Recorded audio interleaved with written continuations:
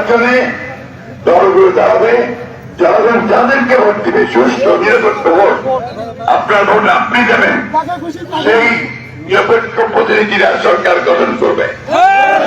বন্ধুগণ, দেশনেত্রী বেগম খালেদা জিয়া দীর্ঘকাল প্রচারে না পৌঁছিন লড়াই করতে পারে।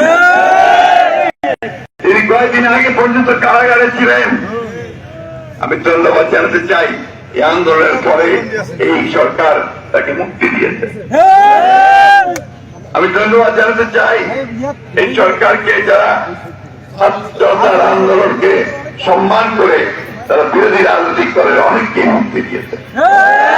তারা সমস্ত নেতা কর্মীদেরকে মুক্তি দেবে। বন্ধুগণ, আজকে আমাদের দায়িত্ব হচ্ছে শান্তি শৃঙ্খলা রক্ষায় এই সরকারকে সহযোগিতা করা। পুলিশকে আহ্বান জানাতে চাই, অতীতে আওয়ামী লীগের নির্দেশে আপনারা যা করেছেন, এখন জনগণের দিকে আপনাদের চোখ ফেরা, জনগণের সঙ্গে কাজ করুন। জনগণকে শত্রু মনে করবেন না, জনগণকে হত্যা করবেন না, জনগণের উপর নির্যাতন করবেন না, তাদেরকে গুলি করবেন না। বন্ধুগণ, এই কঠিন সময়টা আপনাদেরকে খুব সাবধানে পার হতে হবে।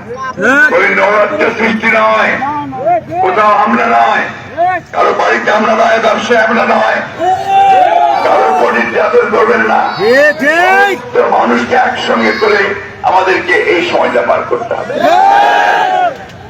ম্যাডাম বলেছেন না তার বক্তৃতায়, যে কোনো প্রতিহিংসা নয়, প্রতিশোধ নয়, শান্তি ভাতৃত্ব দিয়ে আমরা বাংলাদেশকে জয় করেছি, দিতে আবারও করব।